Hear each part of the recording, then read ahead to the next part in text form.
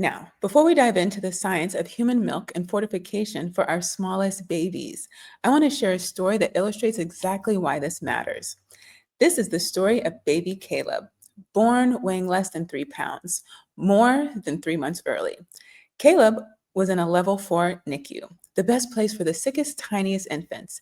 His parents were already navigating the crushing stress of premature birth, were assured he was receiving the best care. Caleb's mother was pumping, but her milk needed to be fortified to meet his intense metabolic needs. He needed the nutrition he missed during third trimester. Like many NICU babies, Caleb was given a fortifier. Everyone assumed it was the best option. But then, at 5 weeks old, everything changed. Caleb developed a life threatening gut infection called necrotizing enteritis colitis. His doctors were doing everything they could, but NEC has a high mortality rate and often leads to lifelong complications. His parents were terrified. The tragic reality that Dr. Elliott, our special guest, knows all too well is this. Caleb's risk of developing that devastating condition was significantly higher because the standard fortifier he received was made from cow milk. His tiny, vulnerable digestive system was simply not built to process it. The question is, what if Caleb's parents had been fully informed on the day he was born that there was a fortifier made exclusively from human donor milk, a proven option that could have dramatically cut his risk of NEC, saved him from surgery, shortened his length of stay? What if that simple, evidence-based choice was withheld due to outdated hospital protocol or a misconception about the cost? This is what we're going to unpack today, and I think you're going to learn a lot that's going to change the way you think about advocacy, evidence, and the essential power of human milk as medicine.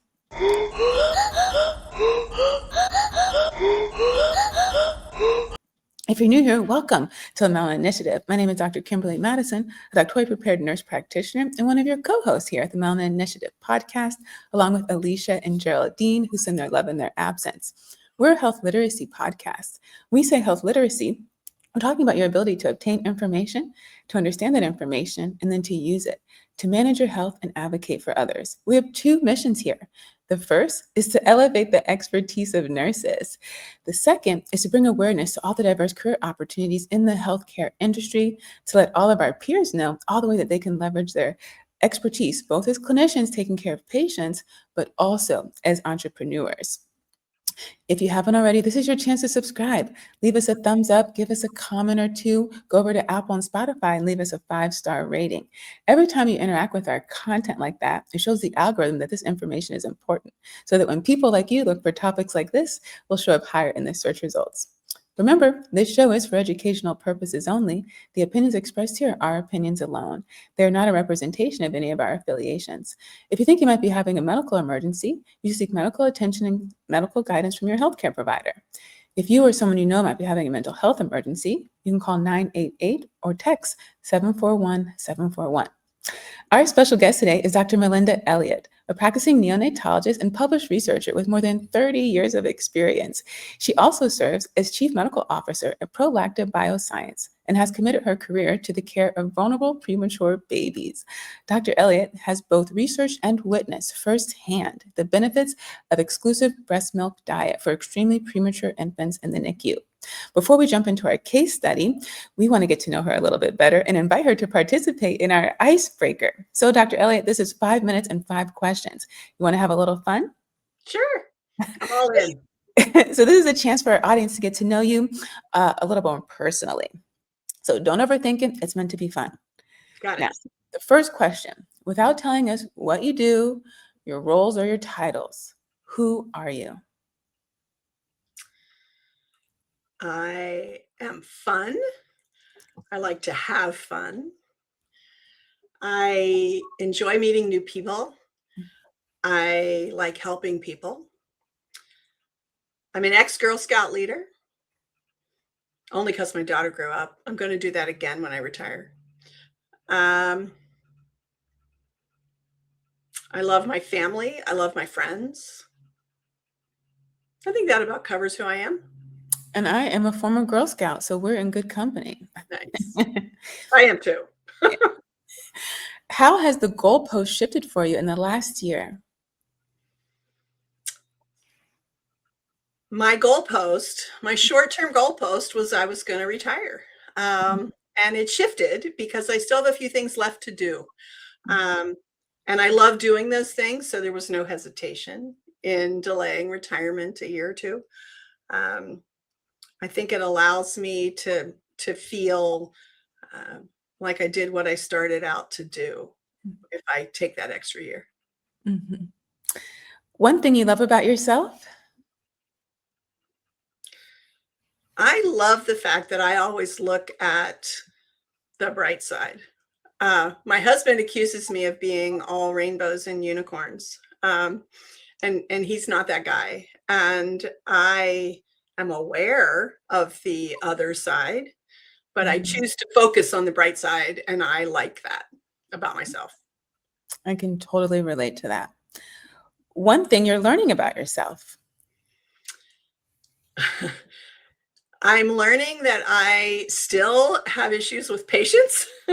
I've gotten better as I've gotten older. I've had a lot of reasons to get more patient over my lifetime, and I am more patient, but I still have a ways to go.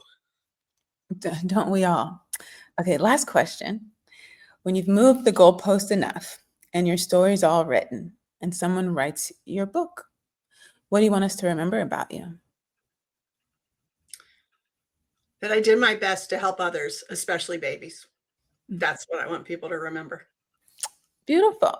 So thank you for participating. It just lets people see that even as clinicians, we're still human too. With some Very much so. I think that's a beautiful message. gets Yeah. forgotten, yeah. So, but let's start with your story. How did you get here, and what made you dedicate this part of your career to advocating exclusively for human breast milk?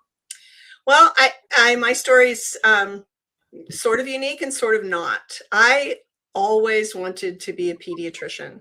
I don't know what your original childhood goals were, but when I was about 3 years old, my best friend and I, her name is Jenny, used to go around telling everyone. She was like, I'm going to be a baby nurse. And I would say, and I'm going to be a baby doctor. And we went around telling everybody that. My mother used to tell us that all the time. Um, I, I we grew up. We became those things. She actually is a pediatric nurse, although she's recently retired, and I am a pediatrician. But I found the NICU in my third year of medical school. And then my fourth year, I did an elective there and just felt like I was home. And so I went on to residency and chief residency and fellowship straight through the NICU into neonatal perinatal medicine, which we all think of as neonatology, and have spent my whole medical career in the NICU. I love it. I love everything about it. And about now 13 years ago, we had a patient who was a sweet little guy, born at 27 weeks. So 13 weeks early, more than 3 months. Tiny guy, but doing great. Like he was doing so well. And he was on his mother's milk. Mom was doing well, pumping. And we were giving him a fortifier made from cow's milk because that was the standard of care at the time. It's what we always used. And he was doing okay. He was about 3 weeks old. I went home from work and came back the next day. And just as you described in the case story, his belly had gotten very big overnight. He was quite sick. He had developed necrotizing enterocolitis, or NEC, as you said, and he went to surgery. He did survive the surgery, but he had lost a large portion of his bowel. His intestines were so sick that the surgeons had to remove them. And so he recovered. We were able to help him recover, and he did recover. But he could not take in enough food by mouth to grow because his intestines were so short. He had something called short bowel syndrome. So our mission then became to help him grow and hopefully get him to where he could have a small bowel transplant, because that was his only hope, to be able to actually take in food.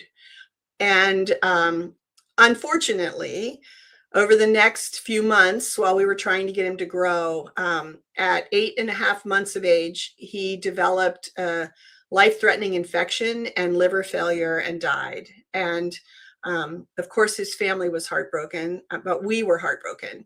We had seen him start to smile and babble, and he was interacting with all of us. It was the worst day ever when that happened, and all I could think of was there has to be a better way. And I happened across I was at a conference shortly after and came across the booth for Prolacta Bioscience and saw these fortifiers made from human milk. And the first thing I thought of was, wow, fortifiers for premature babies that's made from human milk instead of cow milk. It makes so much sense. So I came back to my hospital and got a team together with our nursing manager and our pharmacy and our blood bank, because I'm in Maryland and human milk is regulated as a tissue. And we all got together and we developed a plan where we were going to implement an exclusive human milk diet for all tiny babies in our nursery. And we did it as a team. And that is what we did. And once we started using Prolacta's fortifiers, as well as donor milk when moms didn't have enough milk, our necrotizing enterocolitis rate dropped from 10% to 1%. So while it's not completely gone, it is at a very low rate. And, we wrote a paper, and the next thing I knew, I was giving a talk for Prolacta. I didn't even know those people when I brought the product in. And then I thought, I met them and realized they're real, like they're there to help babies. And I asked them if they could use a person like me, and they hired me. And then 3 years after that, they made me their chief medical officer. So, it was never a plan, but that's how I got here. Just doing what I thought was the right thing for my patients. Thank you for sharing that story. Our condolences. But you took that tragic story and you really allowed his memory to live on so that his death wasn't in vain. Yeah, I believe that. I think he saved a lot of other babies. Absolutely.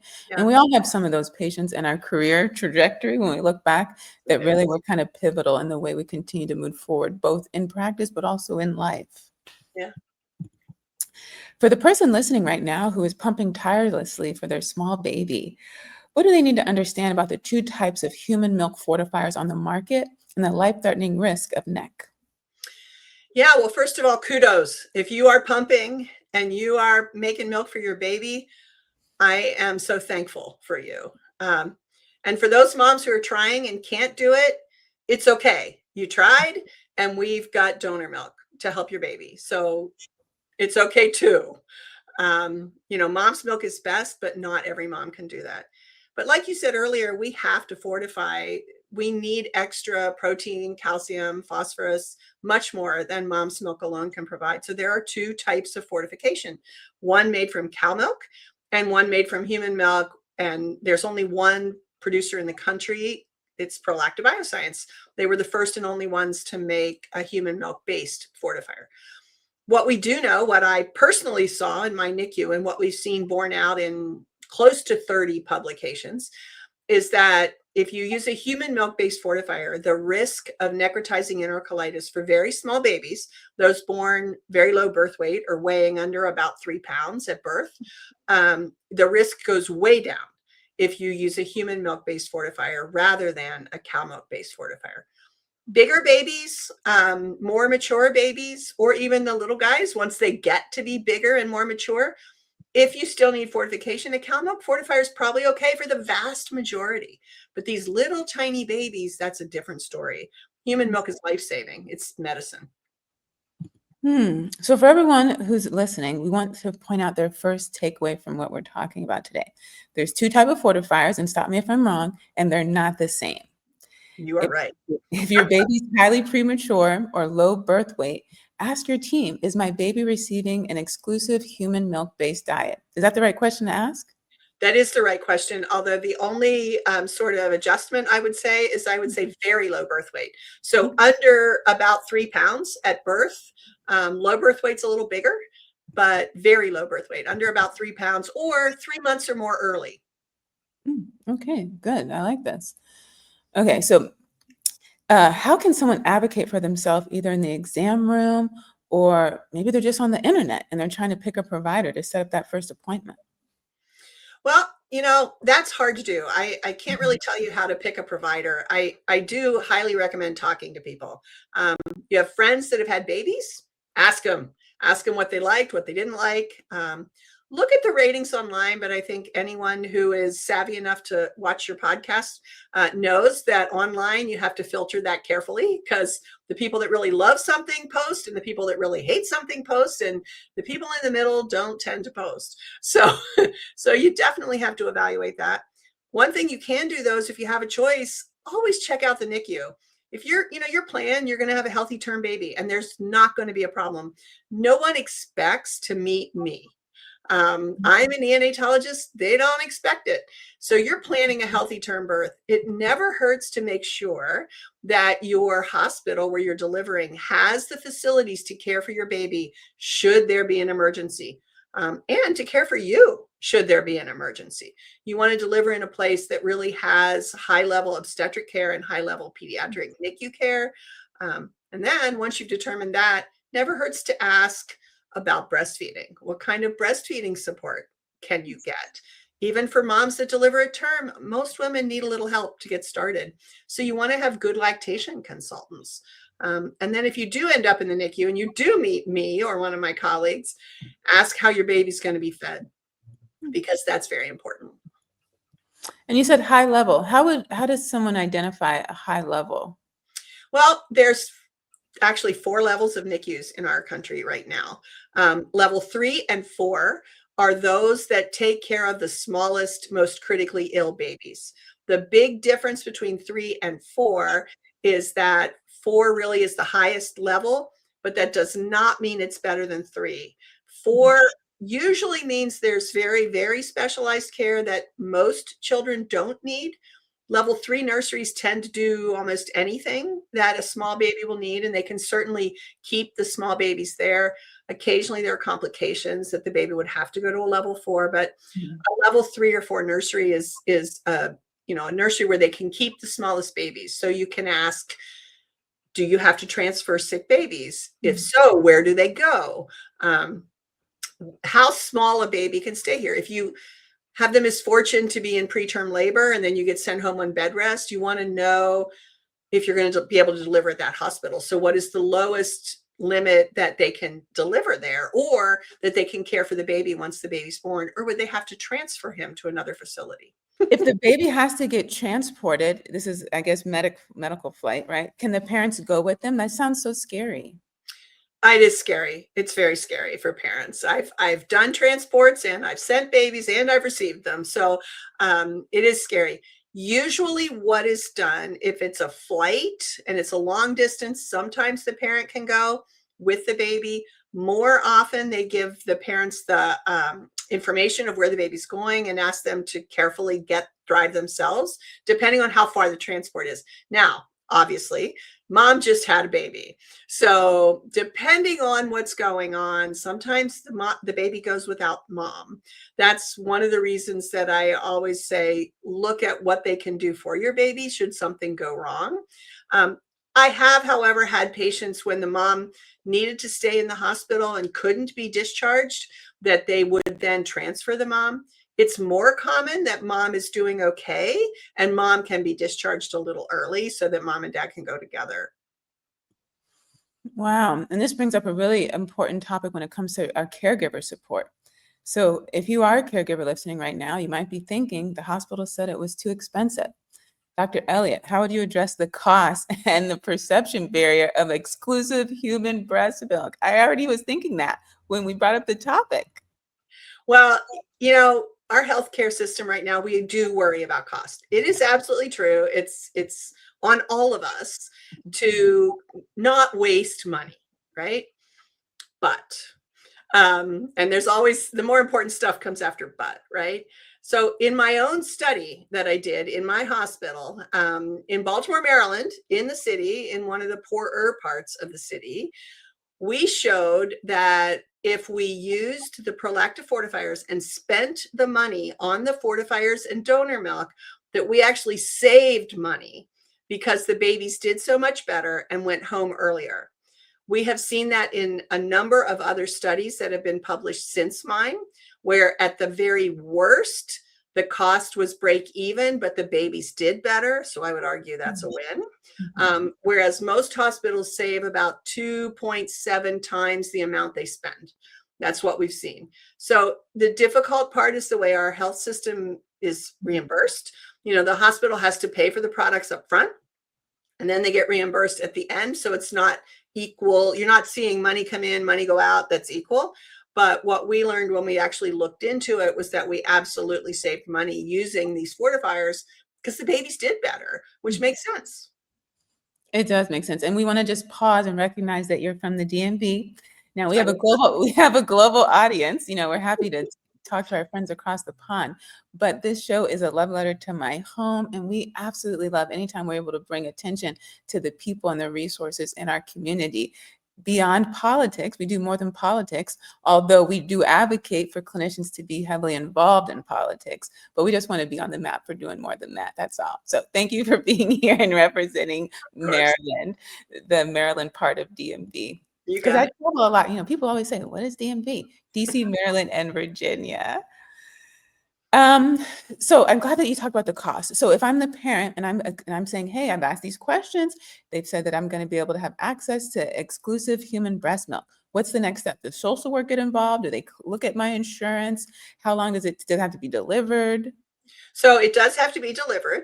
It's manufactured in California. However, if an order comes in before 2:00 in the afternoon, it can be overnighted anywhere in the US. No contracts are required. All the hospital has to do is order it. It is up to the hospital to order it. We do not ask the parents to pay. The parents should not pay. The hospital pays, because in the end, the hospital will reap the benefits because the babies will do better.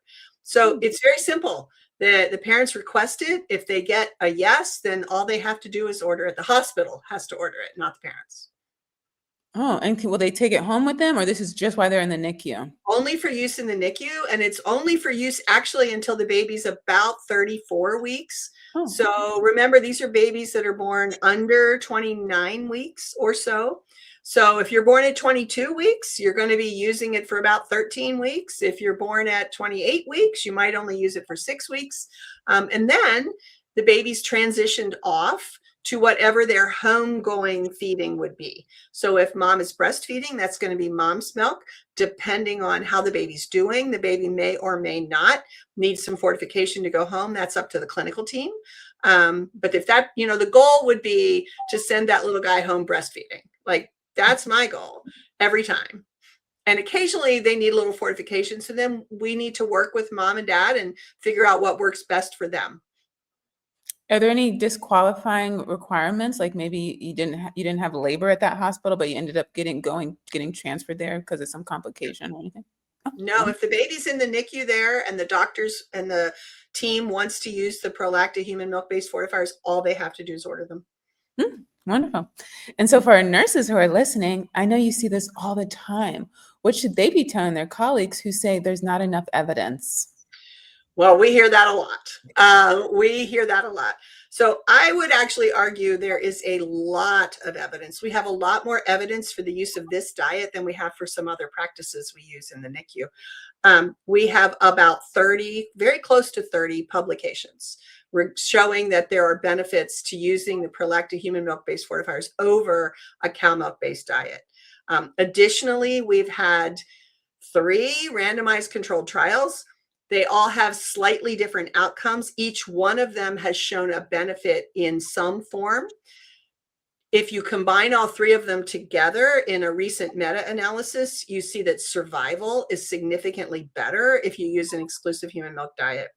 Additionally, there's a brand new publication that just came out, an even bigger meta-analysis looking at necrotizing enterocolitis, and all of the publications that have been put out on Prolacta fortifiers with a clear benefit showing a decreased risk of NEC if you use exclusive human milk and Prolacta fortifiers. And because we're a health literacy podcast, we love to break down complex information so people don't think that this is above them. So you mentioned meta-analysis, and we talk about research here and data all the time. So people know that we're not just giving them our own opinion, that it's Right. based off of a large number of people over a long period of time. So and then we have a lot of students and clinicians who are thinking about going back to school. So these are things they need to understand too, right? People tell me all the time they don't like research, Dr. Elliott. And I'm like, that's literally our clinical practice. And that's what Yeah. it's based on. So I say, what is it you really don't like? Oh, Yeah. it's the writing or the data analysis. Fair. Okay, be very specific because you actually love answering questions and solving problems. And that's literally what research is. So if you don't mind explaining meta-analysis and why Sure. that's important to people who are on Google, they're on ChatGPT every single day looking up these things. Sure. Well, let me start with randomized controlled trials. Okay, so there are many kinds of trials. The paper that I did was actually a cohort study. So what does that mean? That means I looked at a population of patients who received exclusive human milk and compared them with a population of patients who did not receive exclusive human milk. It's a good study. It is not a proof of concept study. So the best study, I'm going to put that in quotes, the best study is a prospective, blinded, randomized, controlled trial. What that means is a lot of words that we abbreviate with RCT for short. And what that means is that someone designed a trial to answer a specific question. And then they wrote a whole protocol about exactly how that trial was going to run. In this case, exactly how the babies would be fed in each arm, whether it was the human milk fortifier arm or the cow milk fortifier arm. And then they wrote exactly what outcomes they were going to collect. When you do a trial like that, you have to make an educated guess at how many babies you need to have in the trial for it to answer your question. That's called powering your trial. So the way to power your trial is, let's say that there are 10% of infants currently in the literature that get necrotizing enterocolitis. Now, at the time these early trials were done, that's about right. And let's say you want to drop that rate with your intervention, in this case, human milk-based fortifiers, you want to drop that rate to 5%. So what you have to do is statistically look at how many babies you will need to examine in your trial to drop that rate from 10% to 5%. So you're making an assumption that that's what you're going to drop your rate to. And you're also making an assumption that you're going to have a 10% neck rate in your control group because that's what's in the literature, and that you're going to have a 5% rate in your human milk fortifier group. That's how you power it. So you pick a number and you do a trial. That is felt to be the best way to answer a question. The real sort of landmine in that is that you may not pick the right number. And if you don't pick the right number, then that trial, unfortunately, is underpowered. If you see the response you're looking for and you reach what we call statistical significance, then you're in good shape. It's a great study. It proves your point. If you don't power it appropriately and you don't reach statistical significance, then you don't have an answer. Because if you didn't power it right, you cannot say there's no association because it's just not powered right. So there's randomized controlled trials. Now, all three of the randomized controlled trials that have been done on this topic, two of them were underpowered. And so even though they showed some good outcomes, one of them showed a significant drop in the eye disease of prematurity, retinopathy of prematurity. That's very significant. Another one showed a significant drop in bronchopulmonary dysplasia, the lung disease of prematurity, also quite significant.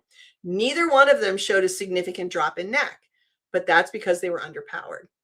So what has since happened since then is that you pull together either randomized trials or all the trials, and you do what's called a meta-analysis. And that means you're pulling together all of these trials, and now you have thousands of babies, right? Instead of just a couple hundred, which was not enough to answer your question. So now we have this new meta-analysis on neck, and it's got thousands of babies. And it shows a statistically significant decrease in neck if you use exclusive human milk. A meta-analysis is actually the highest level of research right now. And now, don't get me wrong, an appropriately powered prospective randomized trial is also a great way to prove a point. It's just people say that we don't have enough evidence because we don't have an RCT that showed this outcome, and it's because they were not powered appropriately. If you smoke and you want to quit, first we want you to know that quitting nicotine is one of the hardest things a person can do. Not because you lack willpower, because nicotine physically rewires the brain. This is not a character issue, this is a chemistry issue, and you do not have to do it alone. Here are your options. Nicotine replacement therapy, patches, gum, lozenges, and inhalers reduces withdrawal symptoms by giving your body a lower, controlled dose of nicotine while you break the habit. They are available over the counter. Chantix is a prescription medication that reduces cravings and makes smoking less satisfying. It is one of the most effective cessation medications available. Bupropion is another prescription option that reduces cravings and is especially helpful for people who also experience depression. Counseling and behavioral support, whether in person, by phone, or through an app, significantly improve quit success rates when combined with medication. Call 1-800-QUIT-NOW for free telephone counseling. Visit smokefree.gov for free apps and text support. And talk to your care team about which option is right for you. Quitting is possible, support is available, and you deserve both. This message is brought to you by the Melanin Initiative podcast, where we simplify health information so you can advocate for yourself and for the people you love. Find us on Apple and Spotify. Thank you for explaining that, not only because I'm a huge lover of research, but particularly because in Black and Brown communities, we know that they're not included in studies enough. And there's a huge history of lack of trust when it comes to the medical community. And so when we take the time to break down what we're doing, there you can build that trust. And then people are more likely to participate so that we can have data that actually reflects the lived experience that people are having and get the appropriate treatment. So then those outcomes that are so poor that we report all the time can finally start to go down. So thank you so much for doing that, because patients say they actually want access to the raw data, but they still want someone who's a professional to explain it to them.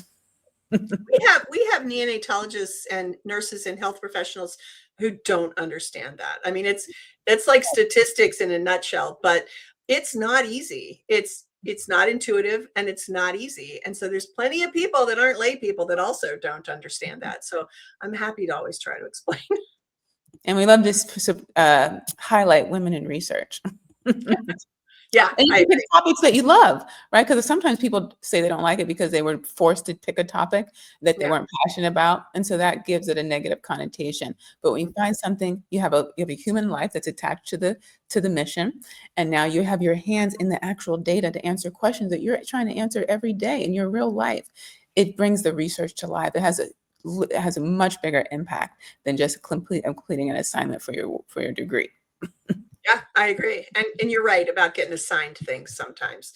Like sometimes you have to just struggle through that, get your degree, and then find your passion. Yeah, exactly. You should coin that. Okay, so here's our second takeaway for the audience. You have already shown us that the data is overwhelming when it comes to the number of published studies that show a decrease in NEC. That's one of the biggest things we're trying to prevent here when it comes to the use of exclusive human milk fortifiers. And we want our people to know that the cost perception, don't let that be your barrier. It's part of the hospital bill. It's not part of the patient bill. Now, Dr. Elliott, for someone who's listening to you and they feel like they might be intimidated by neonatologists, they're still trying to spell it, and they feel too vulnerable to ask questions, even though we tell them, we sit down, we give them time. I know after 10 years in the hospital, I would see doctors come in every single morning, shout out to the night shift, and give the patient an opportunity to ask questions, even though they would ask me many times during the night, a whole 12 hours about one particular topic. And when that person who came in, who could actually answer them, solve their problem, give them an opportunity to ask questions, they would let them leave and then look at me and say, what did they say? So we know that there's something happening there in the dynamics, and people don't want to admit they don't know something. People apologize all the time. They'll say, I'm not a doctor. They'll say that all the time. I didn't go to medical school. And so I believe people really don't know how to ask questions. That's why we take the time in the show actually to give examples of how to ask questions, how to write it down, how to bring someone with you who can also ask the questions for you. I remind my parents all the time, it's part of our job to make sure your questions are answered. If you want to have someone on the phone call during that visit, I'm supposed to stop and make sure that happens. Because like I said at the top of the show, you're going to be the one going home and managing your health. You have to know what I know, even without a medical background. And so Right. what if someone feels too vulnerable to ask questions? What would you say to them? Well, first of all, I say, I'm sorry, that's my fault, not theirs. I mean, Yes. I, like you said, when I come in to talk to parents, I don't stand up, I sit down. And I mean, I want to sit and be level with them. If I stand up here, that's even more intimidating. You know what, though, what you said is a reality. And I partner with my fellow nurses. I mean, it's like, hey, what are they asking about? You know, and I will even start, if I've done my homework, I will even start to the parents, like, I heard you were asking about this. Can I help explain that more? And basically ask them if I can explain it. Usually they're okay with that. And I also think, I just want to reinforce, there is no dumb question from a parent. I don't care if it's the 62nd time they've asked it. There's no dumb question, because this is their child. They're going to be taking that baby home. I mean, it's not my child. My job is to give them a healthy one to take home, and to answer all their questions. And most importantly, make sure they're fully informed. Your case study really hit home for me. Like, it's my responsibility to inform the parents of what's going on with their baby. They have every right to know everything. I love what you said about writing down your questions. You know, I tell parents all the time, when you're sitting at the bedside and nobody's around and you have a question, always keep a piece of paper or a little notebook or something with you, or your phone, like take a note on your phone. Everybody's got a phone these days. Write it all down. And I always come in, I say, have you come up with any questions overnight? When I first meet a parent, I say, don't hesitate to ask. Write them all down. I'll ask you if you wrote any down. I mean, I want to help you understand what's going on. It's your baby. It's not mine. Yeah, and I'm glad you brought that up too, because today, after I record with you, I'm interviewing with Gigabit Grandma and Grandpa.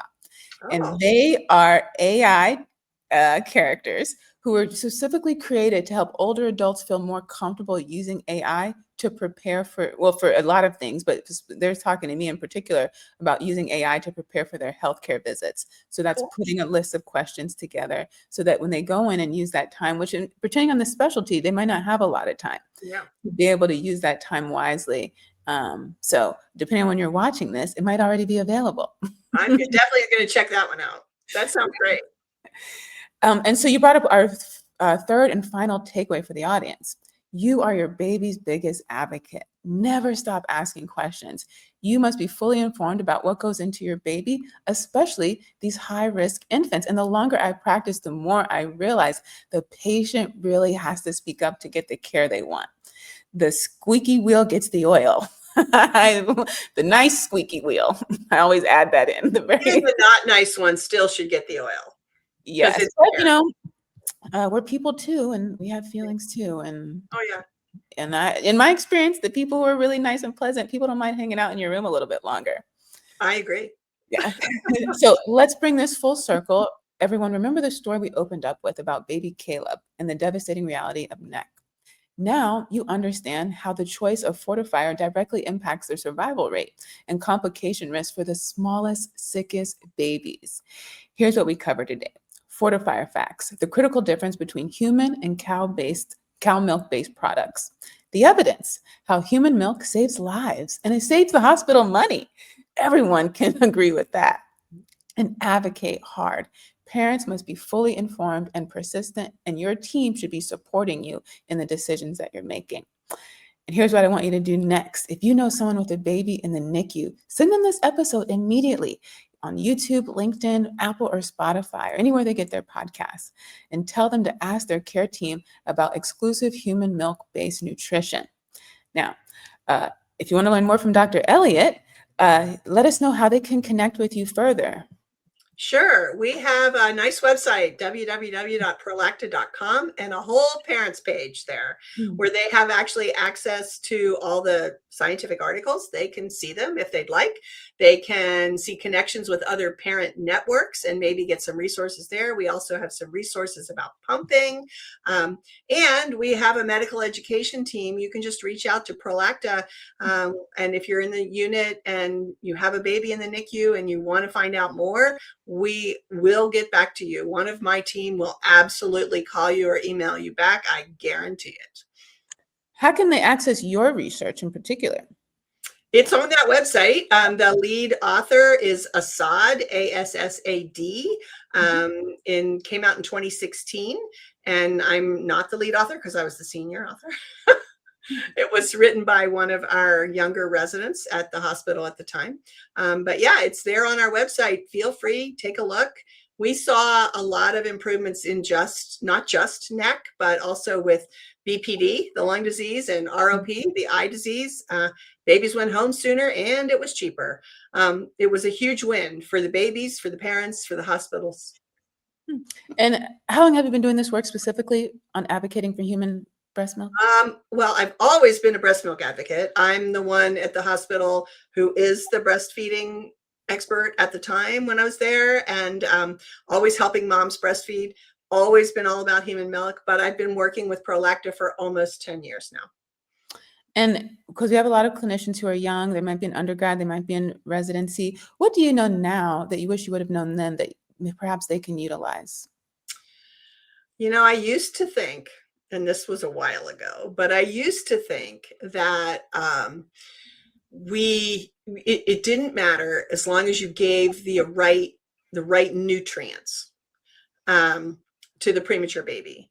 And once I saw and learned about Prolacta's human milk-based fortifiers, I understood how important how those nutrients are delivered, in what vehicle they come, that is, whether it's in a human milk type or in a cow milk type, is vastly different. There's so much that's different about it.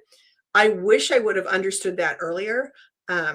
But for me, it has made all the difference. I actually threatened to quit work at my hospital once when they tried to decrease the babies that qualified for Prolacta, and they didn't want me to leave at the time. So I succeeded in not changing the rules. Yeah. Is Prolacta the only company that makes this? Right now, yes, it's the only one, the first and only. So when they ask for it, that's the only choice that they'll get, right? Yeah, but I would still say I want human milk-based fortifiers from Prolacta. I don't know if there's going to be competition. I assume someday there will be. It is difficult to make a high quality, safe human milk product, which we pride ourselves on, the safety of our product and the quality. It's a hard thing to do, you might imagine. But if you ask for the one from Prolacta, that's the one that all of the data is on. Where do the donations come from? Because you said it's donor, right? Women all over the United States,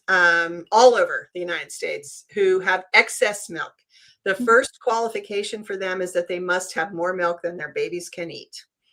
And we actually get letters from their healthcare providers asserting that indeed their babies are, if they're less than 6 months, they're fully breastfed, exclusively breastfed. And if they're over 6 months, they're still receiving some breast milk. How does someone sign up for that? On the website, same website, www.prolacta.com, there's a donor page. Oh, okay, wonderful. And so before we sign out, this has been really incredible. I've learned so much. This is I think, even though it's not intentional, when we look at like how much content we've created, a lot of it's gone to mental health and maternal health. So this, goes to tell you how important it really is. Before we close out though, I want you to speak one more time to the person listening who needed to hear this today. What do you want them to walk away knowing? The person who needs to hear it is the person who's going to have a premature baby, a very premature baby. And what I want them to know is that they should be empowered to ask questions about their baby, about the care of their baby, and ask to be informed about everything that's happening with their baby. They have that right. It's their child. And we as clinicians owe that to them. This has been fabulous. We want to thank you for being here, lending your time and your expertise, for the support of Prolacta and their whole team who helped coordinate this and make this possible. And we thank you all for watching. Remember, you can email us your questions and show ideas to tmi.melanin@gmail.com. If you haven't already, you can still subscribe, leave us a thumbs up, a comment, head on over to Apple and Spotify or wherever you get your podcasts. Leave us a 5-star rating and a review. Every time you interact and share our content, it lets the algorithm know that this information is important, so that when people like you look for information like this, will show up higher in the search results. At the time of this recording, we release new episodes at a new time, Saturdays at 8 a.m. Eastern on YouTube, LinkedIn, and we still drop the 5 a.m. audio podcast so that all our night shift friends can be the first to get something and not the last. We thank you all for watching. We'll see you next time.